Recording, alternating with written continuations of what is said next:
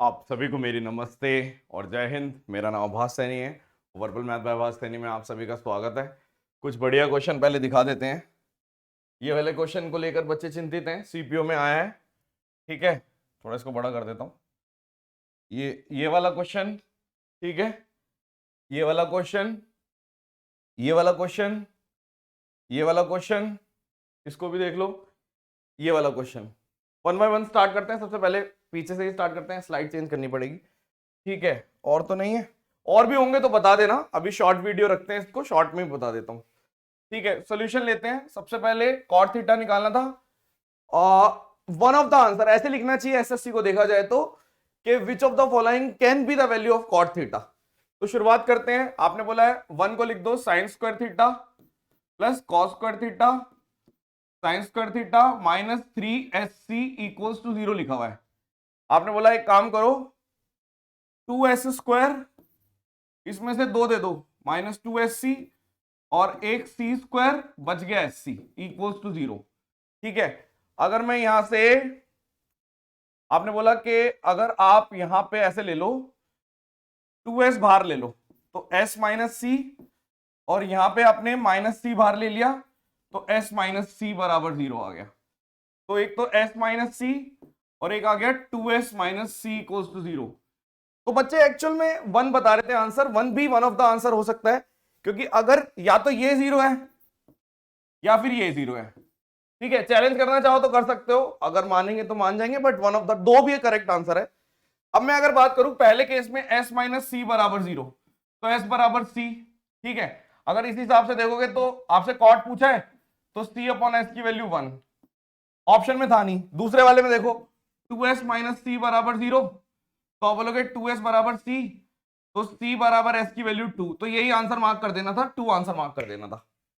ठीक है, पीछे से चलते हैं, इस क्वेश्चन की बात करते हैं। अब ये क्या है, ये क्वेश्चन मतलब अब अगर आप ये भेज रहे हो कि ये चैलेंजिंग क्वेश्चन है, इसका मतलब आप प्रीवियस ईयर आपने ढंग से नहीं पढ़ा। कुछ भी नहीं है, सिंगल पावर कॉस की है, डबल पावर साइन की है। आप अगर देखो यहां पे क्यूब लिखा होगा, और जब क्यूब लिखते हैं तो कोफिशिएंट क्या आता है, 1 3 3 1। तो पहला कोफिशिएंट ए बराबर 1, दूसरा कोफिशिएंट बी बराबर 3, तीसरा कोफिशिएंट सी बराबर 3, चौथा तो डी 1 है ही। बस क्यूब लिखना था, बस ये क्यूब था, करना ही नहीं था इसको। अब आपसे ए प्लस बी प्लस सी पूछा था, 7 आंसर है, खत्म। ठीक है, पीछे चलते हैं। एक क्वेश्चन है, 6 डिजिट का नंबर है, 6 अंकों की संख्या है, जो 198 से डिवाइड थी। तो अगर मैं उसको रीअरेंज कर रहा हूं, मतलब नंबर इधर उधर इधर उधर कर रहा हूं, मान लो एक नंबर है ABCDEF। ठीक है, अब आप इसको, ये नंबर था मान लो, और ये मान लो 198 से डिविजिबल था। आपने इसको गुंजन मतलब इधर उधर कर दिया, तब भी ये डिवाइड किससे होगा। 198 में आपने देखा, अगर मैं देखूं तो ऑप्शन से जाओ आप, 198 को अगर मैं रिवर्स कर दूंगा तो आप बोलोगे कि 3 से तो जाएगा ही जाएगा। मतलब 198 का मतलब है कि वो 3 से तो है ही, और कुछ भी कॉम्बिनेशन ले लोगे तब भी वो 3 से तो रहेगा, क्योंकि 3 एक ऐसा नंबर है जो डिजिट सम पे डिपेंड करता है। तो डिजिट इधर उधर करने से भी 3 से आंसर आ जाएगा। 3 आंसर था, कुछ नहीं था, बहुत इजी क्वेश्चन था ये भी।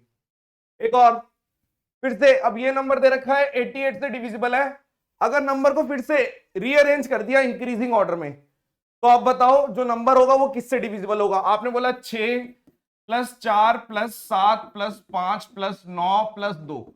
अगर मैं देखूं यहां पे 10 और 17 19 24 और 9, तो आपने बोल दिया यहां पे 33।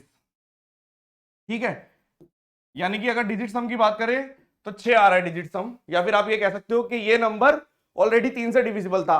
अगर इंक्रीजिंग ऑर्डर में रखेंगे तब भी 3 से डिविजिबल होगा, कुछ था नहीं इस क्वेश्चन में भी। पीछे से चल रहा हूं मैं, अब ये कर देते लगे हाथ।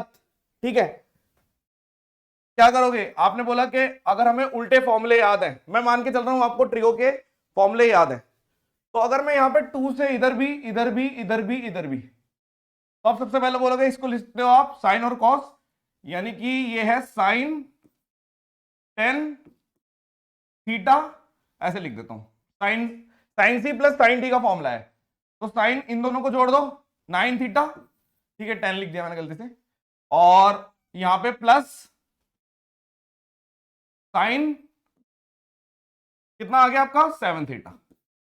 फिर यहां पे लिख दो साइन 9 थीटा, और यहां पे नेगेटिव, इसको नेगेटिव को मैं ब्रैकेट को हटा ही देता हूं डायरेक्ट, ठीक है, इसको ऐसे लिख दो डायरेक्ट साइन थीटा। तो यहाँ पे माइनस का साइन 9 थीटा, और यहाँ पे लिख दो फिर से माइनस साइन 3 थीटा, क्योंकि इन दोनों का सब्ट्रैक्ट कर दोगे तो ये पूरा कट गया, ऊपर ये आ गया, ठीक है, साइन सी और इसका, यानी न्यूमरेटर को जब मैं सॉल्व करूंगा तो आएगा 2 cos 5 theta C plus D by 2। Formula अगर आपको याद है तभी ये सॉल्यूशन समझ में आएगा, फॉर्मूला नहीं याद तो फिर आप कैसे करोगे यार, ठीक है।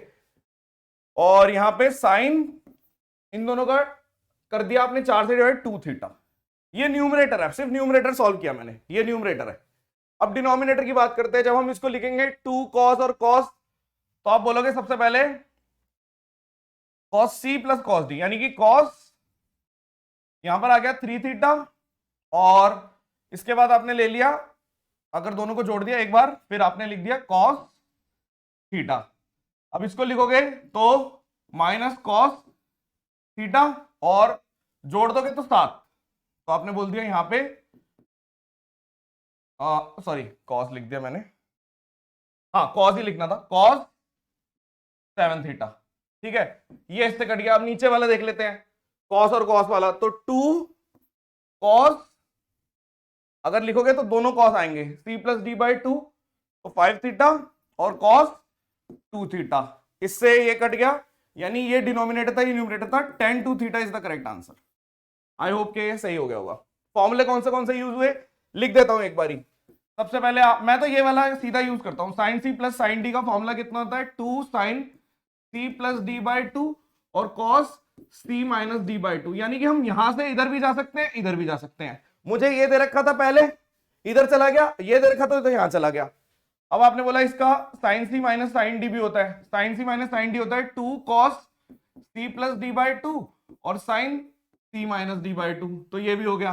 फिर आपने बोला cos C plus cos D, तो यहां पे आप लिखोगे 2 cos C plus D by 2 और cos C minus D by 2, ठीक है। और यहां पे अगर मैं cos C minus cos D कर दूं तो आप बोलोगे -2 sine C plus D by 2 और sine C minus D by 2, तो बहुत ही इजी था, ये सब चीजें यूज हुई, ठीक है। एक और क्वेश्चन, शायद आखिरी है। अब इस क्वेश्चन के लिए चाहिए थी थोड़ी सी कॉमन सेंस। क्या कॉमन सेंस, इसकी बात करते हैं ये, ठीक है। ये क्वेश्चन मेरे को जब पेपर था तब भी भेज रहे थे बच्चे, लेकिन मैं उस टाइम पे इसलिए नहीं बोला क्योंकि जब तक हमारे को कई बार बच्चे जब बताते हैं तो हमें लगता है कि पता नहीं सही बता रहे नहीं बता रहे।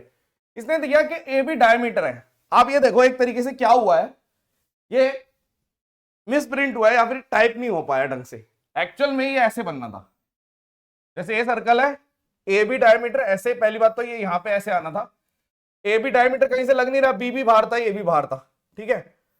और ऐसे करके ये कुछ ऐसे आना था और यहां पे करके ये ऐसे बनना था, ठीक है। यानी कि ये अब ए है, बी है, ये सी, ये डी, ये आपसे पूछा था एक्स, ये 50 था, ठीक है। तो 50 बोलोगे। अब इस वाली आर्क पे ये मतलब कि ये मिस टाइप हो गया, अगर हम देखें तो ढंग से बना नहीं पाए। एडी आर्क पे 50 है तो इधर भी 50 आ गया, आपने बोला ठीक है, ये भी 50 आ गया, और क्योंकि ये डायमीटर था तो ये 90 आ गया, तो बचा हुआ 40 आंसर था। इस क्वेश्चन के पीछे बच्चे इतने परेशान हो रहे थे, और ये कॉमन सेंस से ही हो सकता था। उस टाइम पे बच्चों ने 2-2 3-3 बार ट्राई किया, लेकिन ये खुद ही देखो ना, ये ए भी तो डायमीटर है ही नहीं, ये बाहर जा रहा है, यहां पे भी बाहर जा रहा है। अब कोई अगर आपको लगता है कि मैंने गलत इंटरप्रेट किया, मेरे हिसाब से ये इंटरप्रिटेशन है कि इन्होंने डायग्राम ऊपर नीचे कर दिया, गलत हो गया डायग्राम, क्योंकि ना तो कुछ बराबर दे, कुछ भी नहीं दे रखा, कुछ भी नहीं, तो ये गड़बड़ कर रखी थी इन्होंने, ठीक है। हो गए सारे। इसके अलावा भी अगर आपको लगता है सीपी में कोई अच्छे क्वेश्चन थे, देखो वो पुराने क्वेश्चन मत बोलना मुझे कि पुराने क्वेश्चन भी करवा दो जो ऑलरेडी पहले आ रहे हैं, वो तो सबको आने ही चाहिए, और मैं ऑलरेडी सारी चीजें करा चुका हूं, ठीक है। तो बस यही आपका था। आपको आई होप के कम टाइम में ये सारे बढ़िया क्वेश्चन आपको समझ में आ गए होंगे, आई होप, है ना। चलिए, थैंक यू सो मच। आप बताना कमेंट सेक्शन में कोई दिक्कत हो तो। Thank you so much. Session dismiss, bye bye.